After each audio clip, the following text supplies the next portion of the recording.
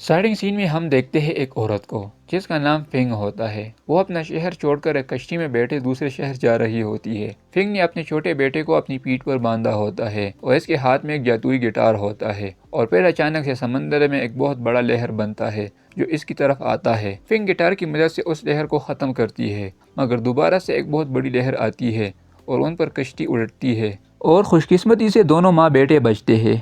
بچہ جس کا نام کوبو ہوتا ہے، اس کے نانا نے اس کی ایک آنکھ نکالی ہوتی ہے۔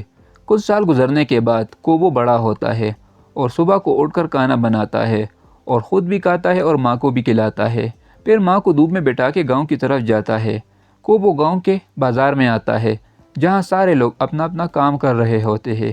کوبو بازار میں ایک بوڑھی آنٹی کے پاس بیٹھتا ہے تو بوڑھی آنٹی کوبو کو اپنی ادھوری کہانی سنانے کا کہتی ہے، وہی چکن والی۔ کوبو کہانی سنانے سے پہلے اپنے گٹار کو ہلکا سا بجاتا ہے اور بازار میں موجود سبھی لوگ کوبو کے ارد گرد جمع ہوتے ہیں۔ کوبو کہانی سنانا شروع کرتا ہے اور ساتھ گٹار بھی بجاتا ہے، اور کہانی سناتے ہی پیپر سے بنے پتلے میں جان آتی ہے، اور جیسی جیسی ہی کوبو کہانی میں جس کریکٹر کا ذکر کرتا ہے وہی کریکٹر پیپر سے بنتا ہے۔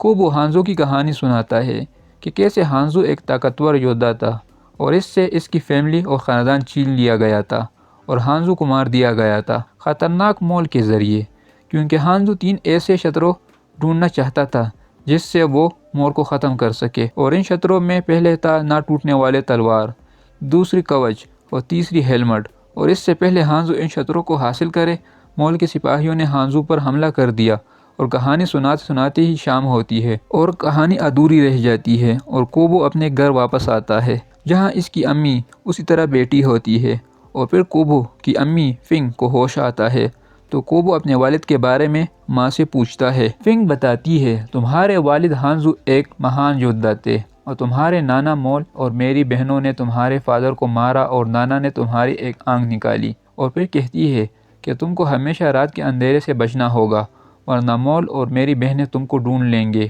دونوں ماں بیٹے سوتے ہیں اور آدھی رات کو فنگ سپنا دیکھتی ہے اور سارے پیپر ہوا میں ایک دائرے کی شکل میں اڑتے ہیں، تو کوبو اٹھ کے ماں کو اٹھاتا ہے اور بتاتا ہے کہ آپ سپنا دیکھ رہی ہو، اٹھو۔ صبح ہوتے ہی کوبو بازار جاتا ہے اور آج بازار میں ایک تہوار منایا جا رہا ہے۔ بوڑھی آنٹی کوبو کو اپنی پاس بلاتی ہے اور بتاتی ہے کہ آج ہم لیمپس کو روشن کر کے اپنے پیاروں سے بات کریں گے جو ہمیں چھوڑ کر اس دنیا سے چلے گئے ہیں۔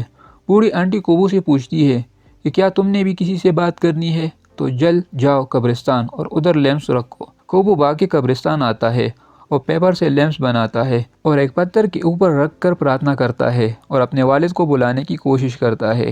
باقی لوگ بھی قبرستان میں اپنے ساتھ لیمپس لائے ہوتے ہیں۔ کوبو فادر کی کوئی رسپانس نہ دینے پر بہت غصہ ہوتا ہے۔ اندھیرا ہوتا ہے، فنگ بھی ہوش میں آتی ہے اور کوبو ادھر ہی قبرستان میں ہوتا ہے، اور اچانک سے سارے لیمپس کی روشنی بجھتی ہے اور بہت زیادہ اندھیرا ہوتا ہے۔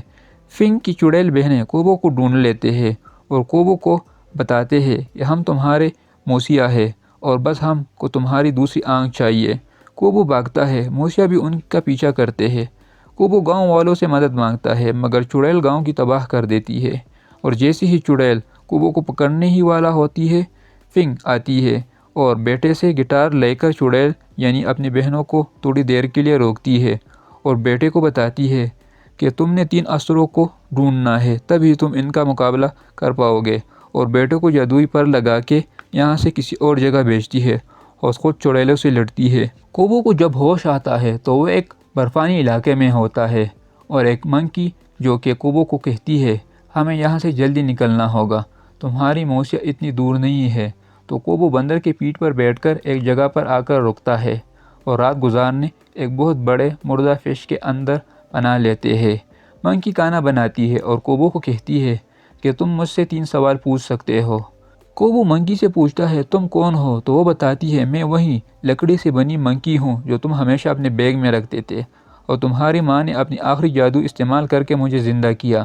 کوبو یہ سن کے بہت افسردہ ہوتا ہے اور منکی کوبو کو زبردستی کھانا کھلاتی ہے اور بتاتی ہے میں تمہاری رکشا کے لیے ہوں۔ منکی کوبو کو یہ سب سنجیدگی سے لینے کا کہتی ہے اور بتاتی ہے اگر ہم نے 3 اسروں کو نہیں ڈھونڈا تو مجھے اور تم کو مار دیں گے چڑیل۔ کوبو کو یقین ہوتا ہے اور اپنی ماں کی آخری بار کی نشانی اپنے ہاتھ پر باندھ کر سوتا ہے۔ صبح ہوتے ہی منکی کوبو کو جگاتی ہے اور کہتی ہے کہ تم جب سو رہے تھے تو تم سپنے میں اپنے والد کو پکار رہے تھے اور اسی ٹائم تمہارے کاغذ سے یہ کاغذی یودھا بنا۔ پیپر یودھا باہر کی طرف جانے کا اشارہ کرتا ہے اور منکی اور کوبو دونوں اسی کے بتائے ہوئے راستے پر چلتے ہیں۔ اپنی منزل کی طرف جاتے ہوئے راستے میں کوبو گٹار بجا کے پیپر برڈز بنا کے اڑاتا ہے اور کوئی چپکے سے ان کا پیچھا بھی کرتا ہے۔ راستے میں کوبو منکی کو بھی چھیڑتا ہے اور منکی بہت غصہ ہو کر کوبو کو ایسا آئندہ نہ کرنے کا بتاتی ہے۔ پھر کوبو منکی سے باتیں کرتے ہوئے کوبو کو کوئی اپنے ساتھ لے جاتا ہے۔ منکی بھی ان کے پیچھے جاتی ہے۔ جب منکی کوبو تک جاتی ہے تو ایک بلیک کلر کے آدمی کو مارتی ہے تو کوبو منکی کو روکتا ہے اور بتاتا ہے یہ ہماری مدد کرنا چاہتا ہے۔ بلیک کلر کا آدمی اصل میں توڑا انسان اور باقی کیڑا ہوتا ہے جس کا نام ویٹل ہوتا ہے۔ ویٹل کوبو کے والد کا نام ہانزو بولتا ہے اور ایک ریڈ کلر کا کپڑا دکھاتا ہے جس پر کاکروچ کا نشان بنا ہوتا ہے جو بالکل کوبو کے پہنے ہوئے شرٹ پر بھی ہوتا ہے۔ ویٹل سب کو اپنی کہانی سناتا ہے کہ میں ایک مہان بہادر انسان یودھا تھا لیکن کسی نے مجھے شراب دے کر ایسا بنا دیا۔ کوبو جب ویٹل کو کہتا ہے کہ میں ہانزو کا بیٹا ہوں تو وہ ہانزو کے سامنے جھکتا ہے اور کہتا ہے آج کے بعد آپ کی جو کھوج ہے وہ میری بھی ہے اور میں تمہارے لیے جان بھی دینے کے لیے تیار ہوں۔ منکی ویٹل کا یقین نہیں کرتی تو ویٹل اپنے تیر کمان چلا کر اپنا فن دکھاتا ہے تو منکی کافی متاثر ہوتی ہے اور ساتھ جانے کی اجازت دیتی ہے اور بتاتی ہے میری نظریں ہمیشہ تم پر ہوگی۔ اور پھر ریڈ یودھا ہانزو راستہ ڈھونڈتا ہے اور تینوں اسی راستے پر چلتے ہوئے اپنے ٹارگٹ کی طرف جاتے ہیں۔ چلتے ہوئے ہانزو ایک گفا ڈھونڈتا ہے اور جب سارے اسی کے اندر جاتے ہیں وہاں پر ایک بہت بڑی انسانی کھوپڑی پڑی ہوتی ہے۔ ویٹل اس کھوپڑی کا ایک دانت نکالتا ہے تو تینوں پہاڑ ٹوٹ کر نیچے گرتے ہیں جہاں وہ ایک تلوار دیکھتے ہیں، لیکن ویٹل اس تلوار کو جب نکالتا ہے تو وہاں بڑے سارے ہڈیاں جڑتی ہے اور ایک بہت بڑا ہیومن اسکیلیٹن بنتا ہے۔ منکی ویٹل سے تلوار لے کر جیسے ہی مونسٹر پر وار کرتی ہے تو تلوار ٹوٹتی ہے اور مونسٹر کو کچھ بھی نہیں ہوتا کیونکہ وہ اصلی تلوار نہیں ہوتی۔ پھر تینوں مونسٹر کے سر پر بہت ساری تلواریں دیکھتے ہیں اور اسی میں ایک نہ ٹوٹنے والی تلوار بھی ہوتی ہے۔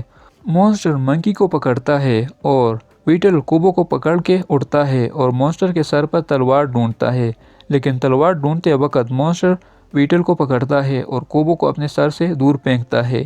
منکی کوبو کو بچانے جاتی ہے تو مونسٹر پھر سے منکی کو پکڑتا ہے۔ کوبو ایک اونچی جگہ پر لٹکا ہوتا ہے اور پھر سے مونسٹر کی کھوپڑی پر گرتا ہے اور نہ ٹوٹنے والی تلوار کوبو کو ملتی ہے اور مونسٹر ڈسٹروائے ہوتا ہے اور ویٹل منکی اور کوبو کو پکڑ کے گفا سے باہر نکلتا ہے۔ تینوں شستروں میں سے ایک شستر تلوار ان کو ملتی ہے اور دوسرے شستر کوچ کو حاصل کرنے کے لیے ان کو سمندر کراس کرنا ہوگا، لیکن ان کے پاس سمندر کو کراس کرنے کے لیے کچھ نہیں ہوتا۔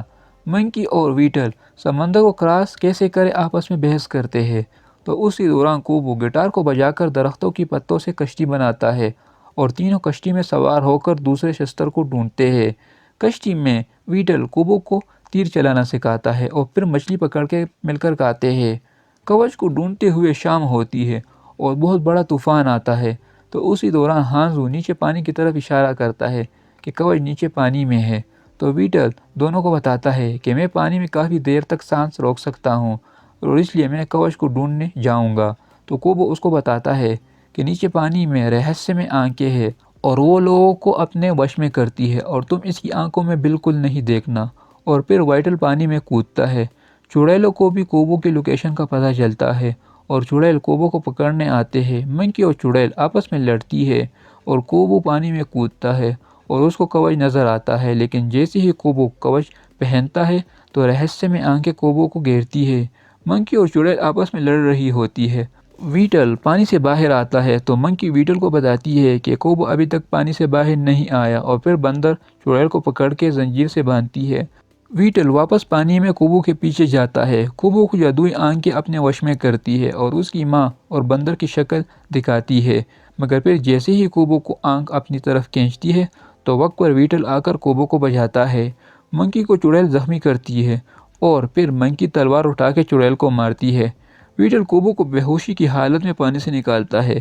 کشتی مکمل تباہ ہوئی ہوتی ہے۔ کوبو کو ہوش آنے لگتا ہے تو کشتی دوبارہ سے بنتی ہے۔ کوبو منکی کو بتاتا ہے کہ میں نے دیکھا کہ آپ ہی میری والدہ ہو جو منکی بن چکی ہوتی ہے۔